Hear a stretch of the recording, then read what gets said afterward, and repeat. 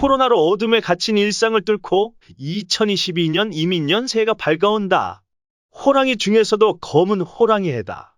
쉽게 말해 이민년은 호랑이처럼 용맹을 떨치고 은혜를 갚을 줄 아는 인간미이 넘치는 해다. 그런 호랑이 해를 맞았으면서도 작금의 시대적 상황은 암울하기만 하다.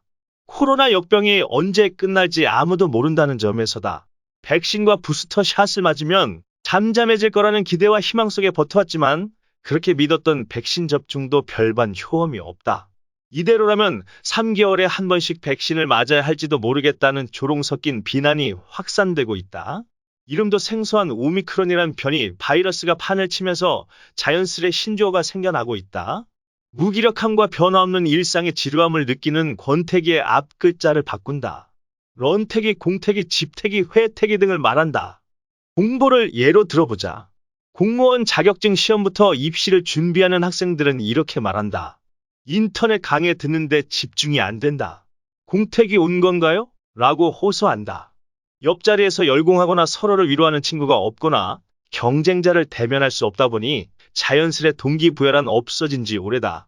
그런가 하면 재택근무가 장기화되면서 번아웃 증후군과 코로나 블루에 시달리는 직장인들이 많아지고 있다. 이렇게 기약 없는 현실 앞에 소상공인과 자영업자들의 마음은 아려온다. 2020년 소상공인이 벌어들인 영업이익이 1년 새 절반 가까이 줄어 최저임금 수준에도 못 미치고 있다는 안타까운 소식이다. 코로나 확산으로 장사가 되지 않다 보니 소상공인이 가장 큰 피해를 입었다는 얘기다. 중소벤처기업부와 통계청이 최근 내놓은 2020년 소상공인 실태조사 결과가 이를 방증해주고 있다. 사업체당 영업이익이 전년보다 43.1% 급감한 1,900만 원이다 보니 월평균으로 치면 158만 3천 원에 불과하다. 이는 최저임금 179만 5,310원보다 적은 수치다. 말하자면 소상공인 대부분이 생계를 위협받는 지경까지 내몰리고 있음을 뜻한다. 소상공인 자영업자들은 온라인 커뮤니티를 통해 아프니까 사장이다는 발로 이젠 더 이상 버티기 힘들다고 하소연하고 있다. 정부의 방역지원금 100만 원으론 언발에 오줌 누기식으로 보탬이 되지 않는다고 민감하게 반응한다. 그러다 보니 코로나19 직격탄을 맞은 소상공인들의 부채가 300조 원에 육박하고 있다. 사업체당 부채가 1억 6,900만 원에 이르고 소상공인 총부채는 무려 294조 원에 달한다. 2019년에 비해 19% 이상 늘어났다. 이는 정부의 방역조치 강화로 손님이 끊긴 소상공인과 자영업자들이 빚으로 버티고 있는 안타까운 현실을 단적으로 보여준다. 새해 들어서도 사회적 거리 두기가 계속되면 소상공인들은 눈덩이처럼 불어날 수밖에 없는 빚더미 속에서 살 수밖에 없다. 오죽하면 소상공인들이 간판 불을 끄고 영업하는 소등 시위에 나섰을까. 먹는 코로나19 치료제가 나왔다 하더라도 엎친 데 덮친 격으로 오미크론이 퍼지면서 코로나가 언제 종식될지 알 수 없는 상황이다. 이처럼 경제에 대한 불확실성이 확산되고 있는 상황에서 치러지는 대선 전국도 별반 기대할 게 없어 보인다. 여야 후보의 비호감도가 어느 때보다 높기 때문이다. 본인의 문제는 물론 아들과 부인 등 가족들의 추문까지 쏟아진다.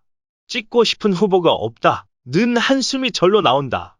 이재명 민주당 대선 후보가 스스로 설계했다는 대장동 사업과 관련된 키맨 2명이 극단적 선택을 했다.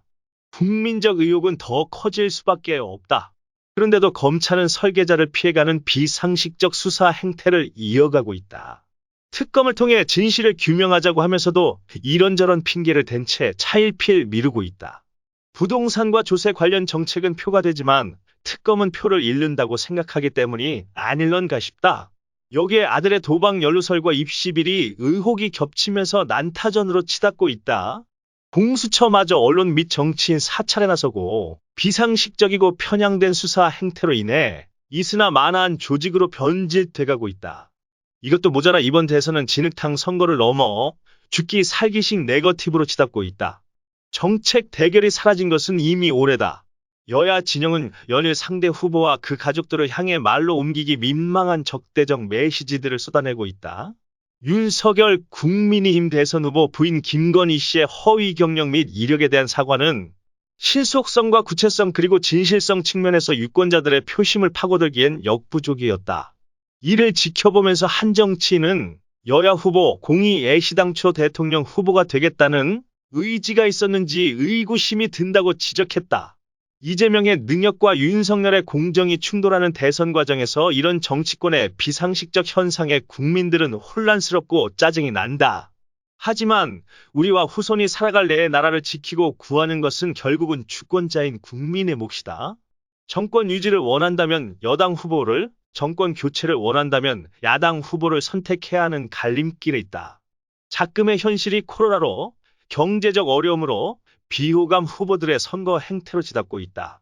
하지만 우리 국민들은 위기 속에서도 올바른 선택을 해왔다는 점이 그래도 위안이 된다. 온뜻 보기에 제멋대로이고 자기 일에만 몰두하고 상대적으로 타인들과 사회에 대해 무심한 방관자로 보이지만 국민들은 올바른 선택을 해왔고 호랑이처럼 용맹스럽게 위기를 극복해왔기에 그렇다.